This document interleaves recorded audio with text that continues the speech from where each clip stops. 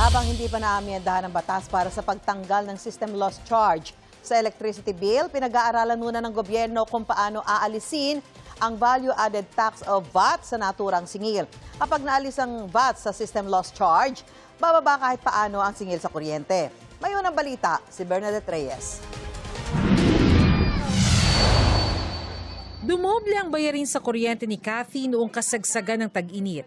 Kaya tanong niya, kailan kaya magkakatotoo ang pagtanggal sa system loss charge na binanggit ni Pangulong Bongbong Marcos sa kanyang State of the Nation address. Sana, kung totoo, kung puro lang din naman, sabi-sabi lang, lalo na nga pataas ng pataas yung kuryente natin, sana nga bumaba.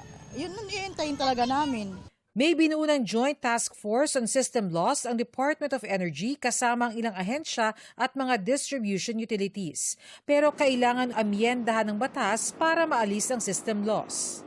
Samantala, habang hindi pa naaamyendahan ang Electric Power Industry Reform Act o EPIRA Law, pinag-aaralan na ng Energy Regulatory Commission at ng Bureau of Internal Revenue kung paano maaaring alisin ang value-added tax sa system loss charges.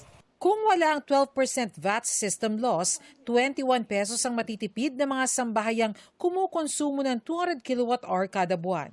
Mas malaki pa kung malaki ang konsumo. Pero magkakasamuna ng public hearing kasama ang mga energy stakeholders at sumangguni sa Bureau of Internal Revenue.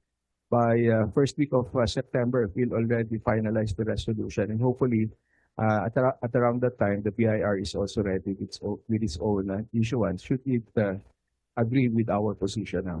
Para naman maalis ang bayad sa non-technical system loss tulad ng nakaw na kuryente, kailangang pautangin ang mga electric cooperative para hindi sila malugi. If 100%, if bukas sabihin ng ERC, tanggalin natin, NEA will be needing additional loan equity fund of 10 billion to extend loans to the electric cooperatives. Habang may system loss pa, pansamantalang ginhawa ang bawas singil sa kuryente na 4 centavos per kilowatt-hour.